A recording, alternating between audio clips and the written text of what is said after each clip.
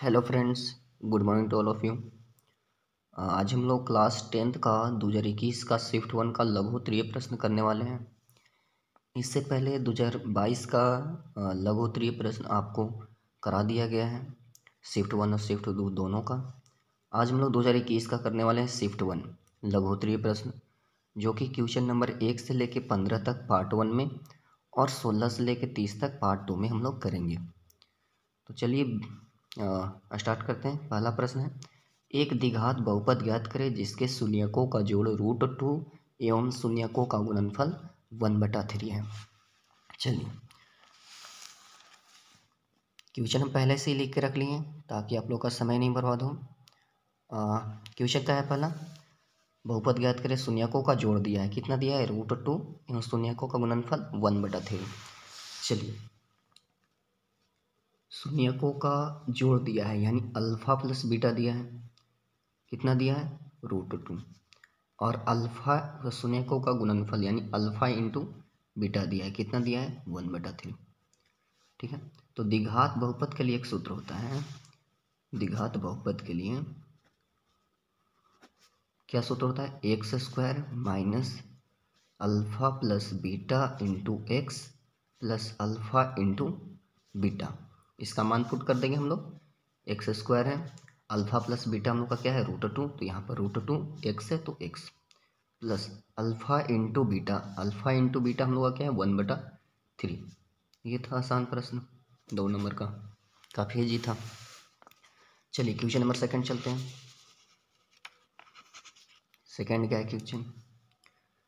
कर समीकरण 3x + y = 11 के लिए प्राकृत संख्याओं के समुच्चय में हल लिखें। यानी 3x प्लस समीकरण दिया गया है 3x + y = 11 के लिए प्राकृत संख्या है। तो प्राकृत संख्या क्या होता है?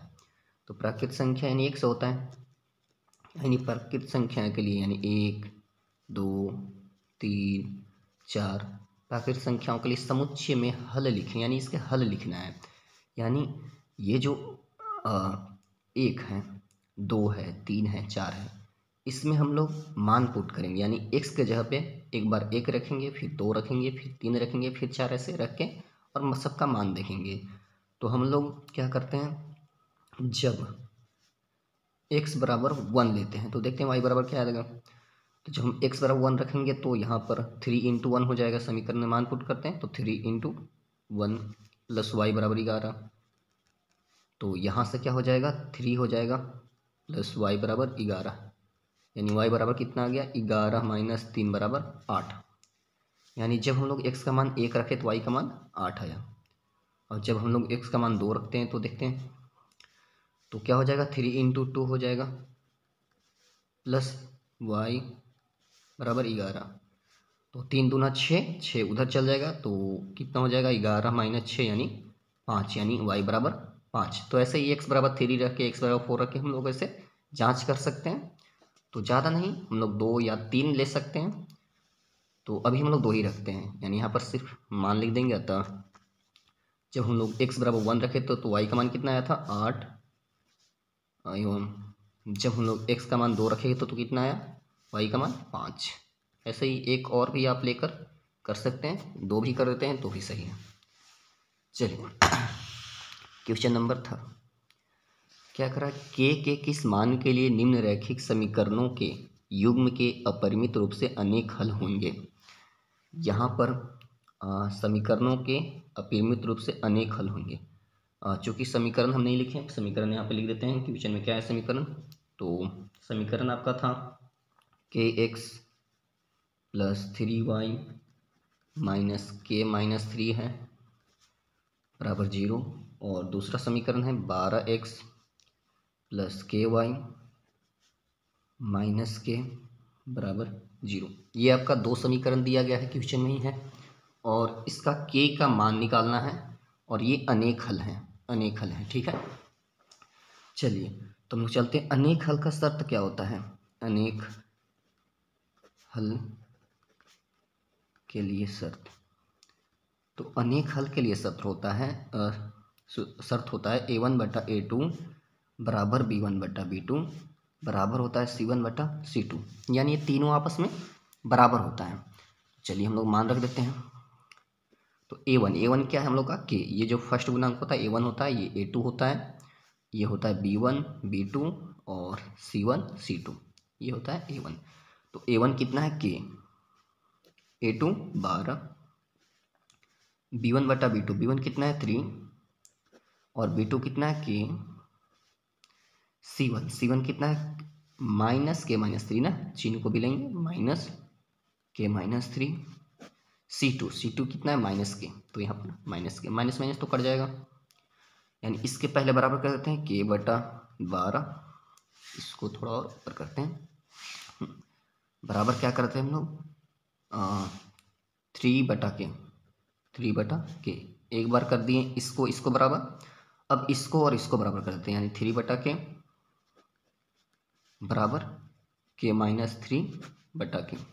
ठीक है, तो के से के में करेंगे के स्क्वायर हो जाएगा, बराबर बढ़ती आई 36, इधर के से के हम काट सकते हैं, तो 3 बराबर क्या आ जाएगा के माइनस 3।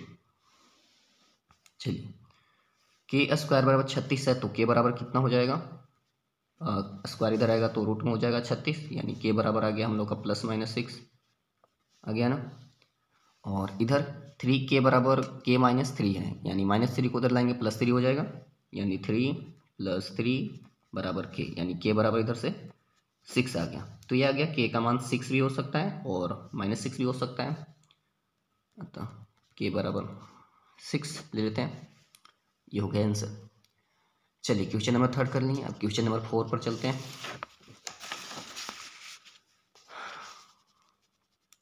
चलिए ये आपको दिखाई दे रहा है, हाँ सही है।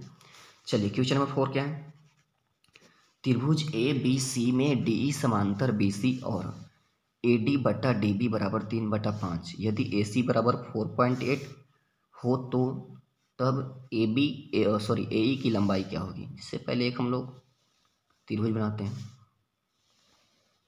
ठीक है, यह है ए बी सी, इसमें क्या है डी समांतर बी सी है, यानी बी सी के समांतर एक खींचते हम लोग डी, दिया है ए डी बटा डी बी, ए डी कितना दिया है 3 दिया है, डी बी कितना दिया है डी बी यानी 5 दिया है।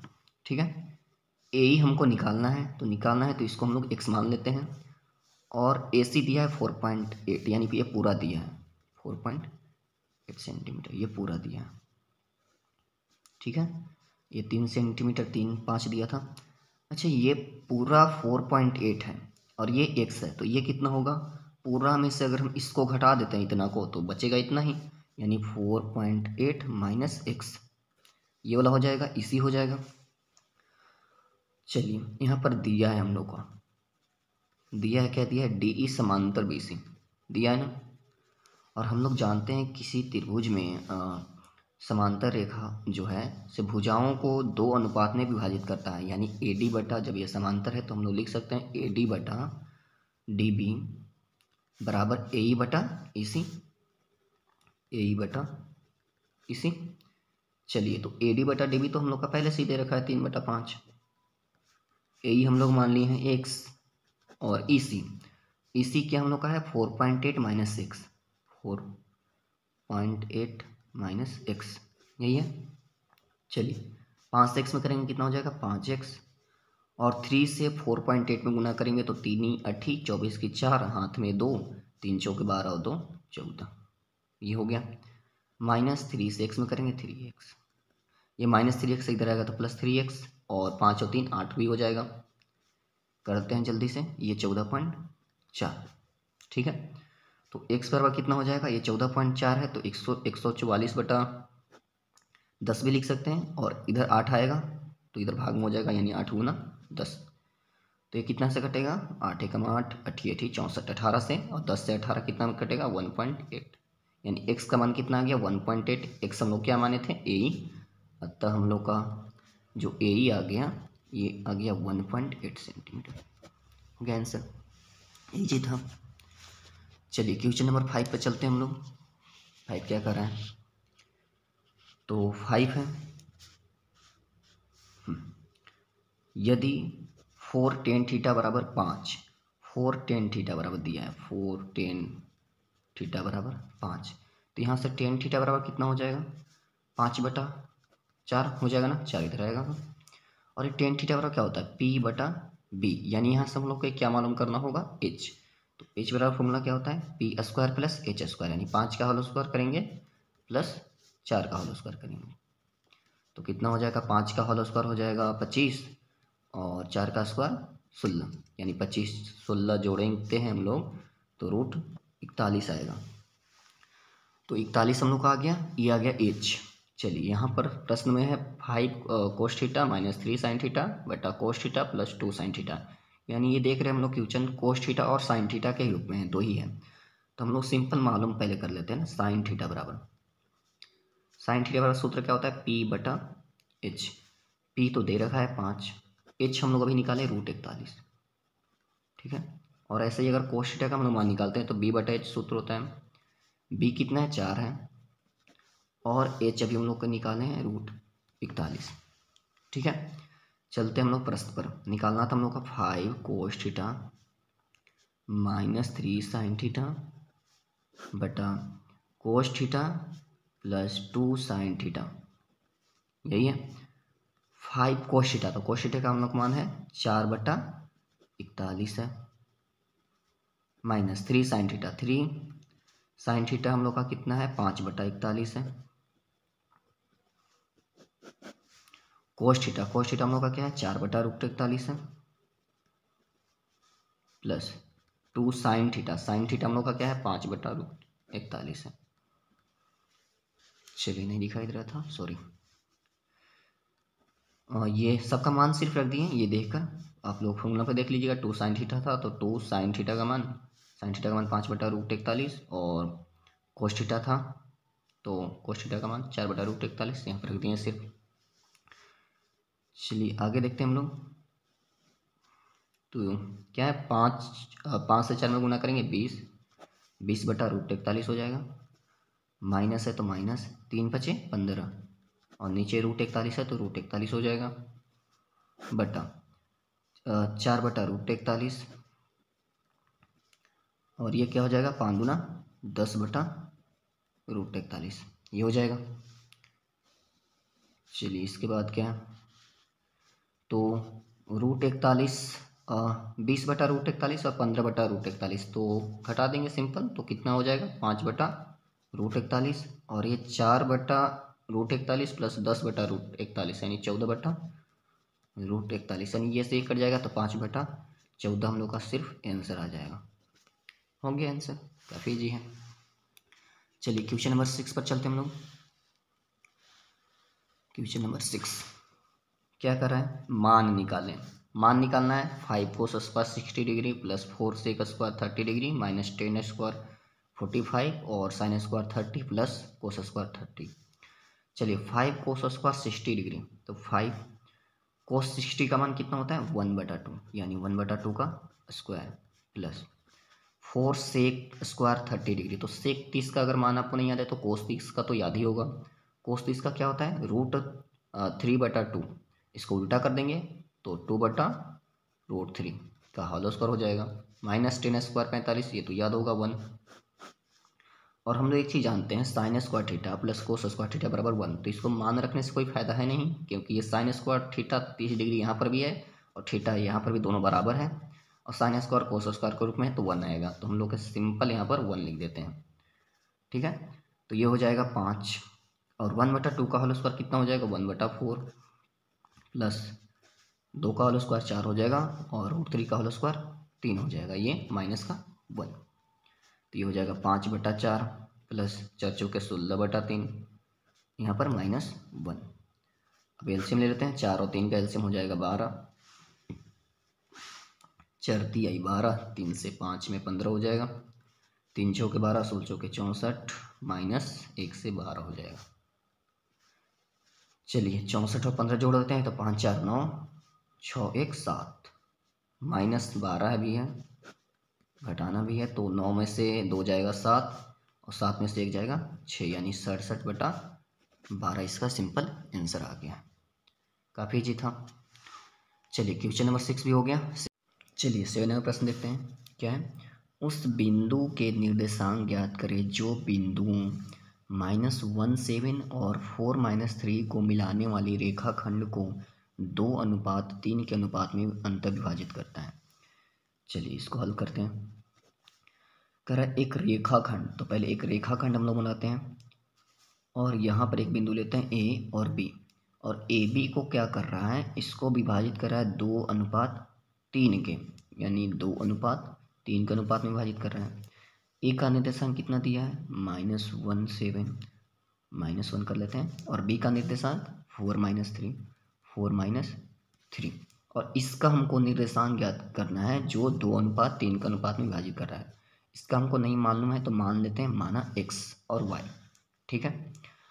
चलिए ये क्या, इसको क्या बोलते हैं, x1 बोलते हैं, इसको बोलते हैं y1 बोलते हैं, इसको बोलते हैं x2 बोलते हैं, और इसको बोलते हैं y2। ये क्या होता है, m1 होता है, ये होता है m2। चलिए हम लोग चलते हैं विभाजन सूत्र से। विभाजन सूत्र से, तो विभाजन सूत्र क्या होता है, विभाजन सूत्र x के लिए क्या होता है, तो x के लिए होता है m1 होता है x2 प्लस m2 x1 बटा m1 प्लस m2, यही सूत्र होता है।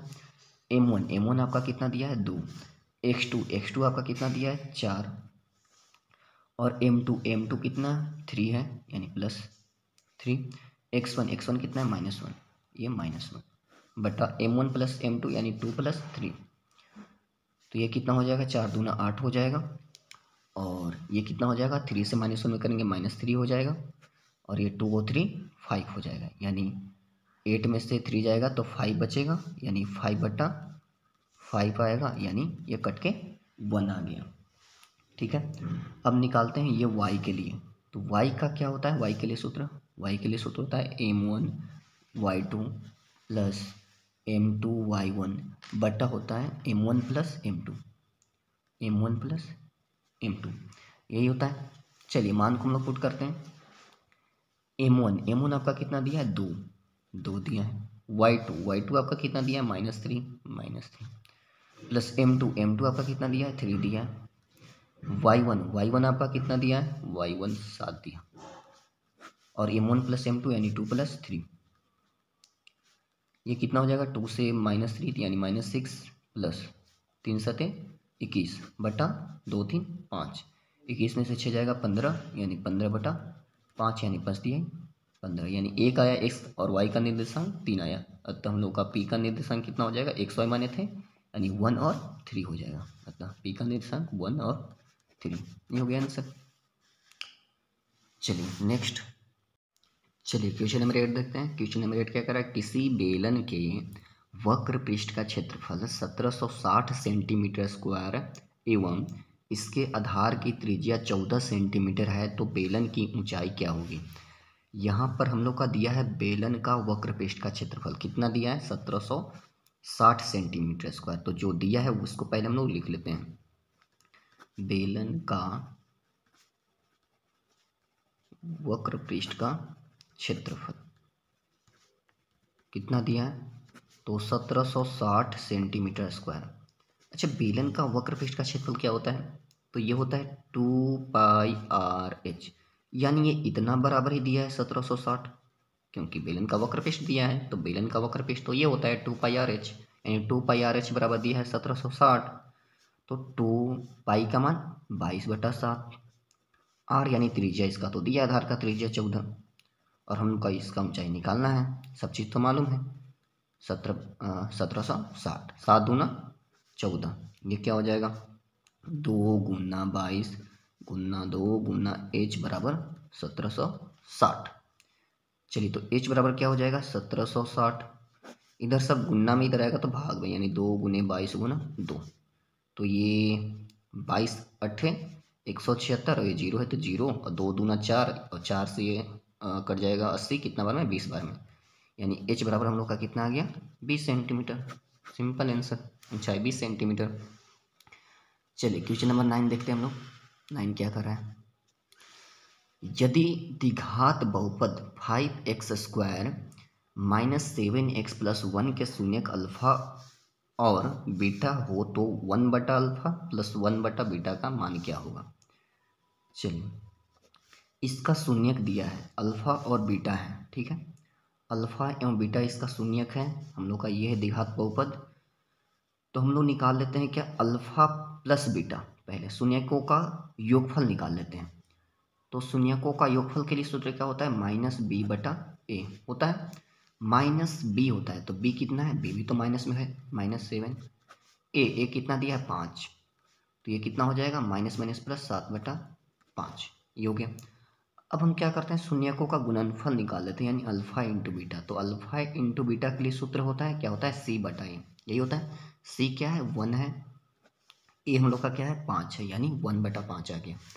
निकालना हम लोग का क्या है, निकालना है 1/अल्फ़ा प्लस 1/बीटा। तो इसके लिए अल्फ़ा और बीटा का एलसीएम हो जाएगा अल्फ़ा इंटू बीटा। अल्फ़ा से अल्फ़ा कटेगा तो बीटा ऊपर चल जाएगा, और बीटा से बीटा कटेगा तो अल्फ़ा ऊपर चल जाएगा। यानी इसको हम लोग सिंपल ऐसे भी लिख सकते हैं, अल्फ़ा प्लस बीटा और अल्फ़ा इंटू बीटा लिख सकते हैं। अब अल्फ़ा प्लस बीटा हम लोग पहले से ही निकाल लिए हैं, कितना है अल्फ़ा प्लस बीटा, 7/5, और अल्फ़ा इंटू बीटा 1/5 है ना। तो ये 5 से 5 खत्म, 7/1, यानी सिंपल हम लोग का 7 आंसर आ गया, कुछ नहीं था। चलिए, अब क्वेश्चन नंबर 10 काफ़ी इम्पोर्टेंट है। 10 क्या है, सिद्ध करे कि 2 + √2 एक अपरिमेय संख्या है, यानी इसको हमको सिद्ध करना है, ये तो है ही लेकिन इसको हमको सिद्ध करना है। तो चलिए, माना कि इसके विपरीत मान लेते हैं, माना कि 2 + √2 एक परिमेय संख्या है, एक परिमेय संख्या, ठीक है। तो जब ये परिमेय संख्या है तो क्या हो जाएगा, ये परिमेय संख्या है तो p/q के रूप में तो होना ही चाहिए, p/q के रूप में, क्योंकि p परिमेय संख्या का परिभाषा यही है, वह संख्या जो p/q के रूप में हो। यानी यहाँ पर p और q, जहाँ p और q क्या होना चाहिए, पूर्णांक होना चाहिए। जहाँ p और q पूर्णांक है और q नो इक्वल टू 0, यही है। इसको मान लेते हैं हम लोग समीकरण फर्स्ट। चलिए, 2 को हम लोग उधर ले जाते हैं, इधर रहने देते हैं √2, और 2 को उधर ले जाएंगे तो क्या हो जाएगा, p - q - 2, सिंपल हो जाएगा। चलिए, √2 q और नीचे 1 है तो q और 1 का एलसीएम q, यानी ये p है तो p हो जाएगा, 1 से q यानी 2q हो जाएगा, सिंपल। यहाँ पर देखिए, चूँकि p और q क्या है, पूर्णांक है, चूँकि p और q क्या है, पूर्णांक है, तो p और q अगर पूर्णांक है, इसलिए क्या p - 2q/q भी क्या होगा, पूर्णांक होगा ना, यानी पूर्णांक यानी परिमेय संख्या होगा। लेकिन √2 जो है सब पूर्णांक नहीं है, यानी परिमेय संख्या नहीं है, पूर्णांक नहीं है। अतः यहाँ पर हम लोग का क्या है, √2 अपरिमेय संख्या है। यहाँ पर आया हम लोग का अपरिमेय संख्या, जो आया वो बराबर क्या आया, परिमेय संख्या आया, परिमेय संख्या है, यानी परिमेय संख्या बराबर अपरिमेय संख्या आया, कह सकते हैं हम लोग। तो यहाँ पर हम लोग क्या माने थे, यहाँ पर हम लोग माने थे कि ये एक परिमेय संख्या है, लेकिन यहाँ पर तो परिमेय संख्या बराबर अपरिमेय संख्या आया, यानी हम लोग को अब दोनों तो बराबर आना चाहिए। अगर ये हम लोग परिमेय माने तो ये दोनों परिमेय आना चाहिए, लेकिन नहीं आया, अपरिमेय संख्या बराबर परिमेय संख्या आया। अतः हम लोग कह सकते हैं कि हमारी मान्यता, इसलिए हमारी मान्यता कि 2 + √2 एक परिमेय संख्या है, गलत है, परिमेय संख्या है, गलत है। इसलिए क्या होगा, इसलिए 2 + √2 एक अपरिमेय संख्या है, ये हो गया प्रूव।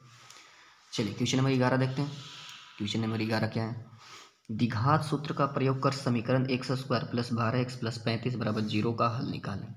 द्विघात सूत्र का प्रयोग करना है। तो द्विघात सूत्र होता क्या है, ये द्विघात सूत्र होता है, पहले समीकरण लिख लेते हैं, x square plus 12x plus 35 बराबर 0। इसमें हम लोग पहले डी निकाल लेते हैं। तो डी के लिए पहले सूत्र क्या होता है, विभक्तीकरण के लिए बी स्क्वायर माइनस 4ac, यही सूत्र होता है। तो यहाँ पर बी होता है, ये ए होता है, बी होता है और ये सी होता है। तो यहाँ पर बी कितना है 12, यानी 12 का स्क्वायर माइनस 4ac, 4a कितना है, ए कुछ नहीं है तो इसका गुणांक होता है तो 1 है, और सी यहाँ पर 35 है। यानी 12 का स्क्वायर कितना हो जाएगा 144, और 35 चौके कितना हो जाएगा, 5 के 20 की 0 हाथ में 2, 4 12 2 14, यानी 144 में से 140 जाएगा 4, यानी डी बराबर हम लोग का कितना आ गया 4। चलिए द्विघात सूत्र से हम लोग चलते हैं। द्विघात सूत्र से, द्विघात सूत्र क्या होता है, x बराबर minus B plus minus root under D होता है बटा 2a, यही होता है। तो माइनस बी होता है, तो b यहाँ पर क्या हम लोग का 12, यानी माइनस 12, ठीक है, प्लस माइनस डी हम लोग का 4 है, 2a कितना है 1, यानी ये हो गया माइनस 12 प्लस माइनस 4 का मूल कितना होता है 2, यानी 2 हो गया ये, और 2 एकम 2। एक बार हम लोग क्या करेंगे प्लस वाला लेंगे, यानी माइनस 12 प्लस 2 बटा 2, और एक बार माइनस वाला यानी 12 माइनस 2 बटा 2। तो 12 2 14 कितना हो गया, 12 2 14 हो जाएगा, 14 बटा 2 हो जाएगा, और ये 12 में से 2 जाएगा 10 बटा 2 आ जाएगा। यानी एक बार हम लोग का कितना आ जाएगा 2 7 14, यानी ये 7 आ जाएगा, 2 5 10, यानी 5 आ गया। तो ये आ गया इसका हल। और जब भी आपको अगर द्विघात सूत्र यानी कंडीशन दे दिया जाएगा तो आपको इसी का उपयोग करके बनाना होगा। द्विघात सूत्र यहाँ पर कह दिया था तो द्विघात सूत्र से बनाएंगे, गुणनखंड विधि द्वारा नहीं बनाएंगे।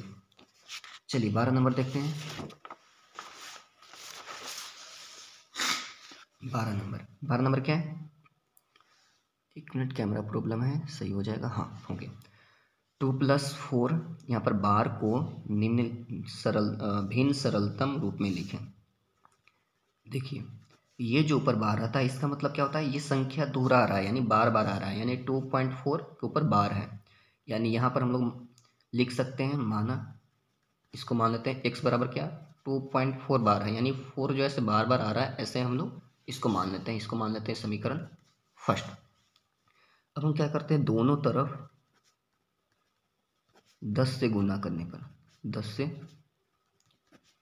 गुना करने पर, और 10 से हम लोग गुना क्यों करते हैं, क्योंकि यहाँ पर एक संख्या के ऊपर बार है, दो संख्या के ऊपर बार आता है तो 100 से गुना करते हैं।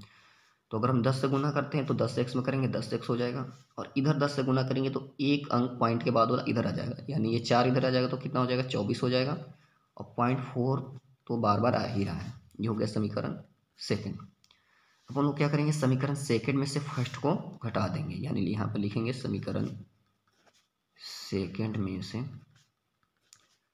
फर्स्ट को घटाने पर, तो घटाते हैं हम लोग, तो 10x में से x जाएगा तो कितना बचेगा 9x, और 24 में से 2 जाएगा 22, और 0.44 में से 0.44 जाते रहेगा 0, यानी 22 बच जाएगा। यानी x बराबर कितना आ गया 22/9। x हम लोग क्या माने थे, ये संख्या बराबर माने थे, अतः इसका परिमेय संख्या 22/9 आ गया, आंसर हो गया।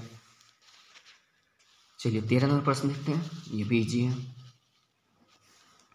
क्या है, यदि किसी एपी का 8वां पद 17 एवं 14वां पद 29 है तो एपी का सार्वंतर क्या होगा। ये सबसे आसान प्रश्न है। एपी का 8वां पद दिया है 17, 8वां पद, तो 8वां पद यानी a + 7d दिया है, कितना दिया है 17, ठीक है, और 14वां पद कितना है 29, यानी 14वां पद यानी a + 13, एक घटा के लिखते हैं 13d बराबर 14वां पद कितना दिया है 29 दिया है।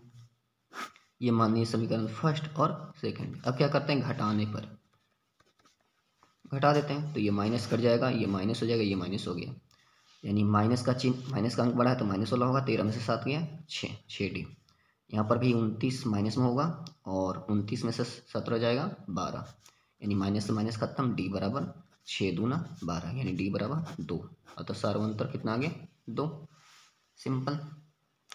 चलिए 14 नंबर देखते हैं। 14 नंबर क्या प्रश्न है,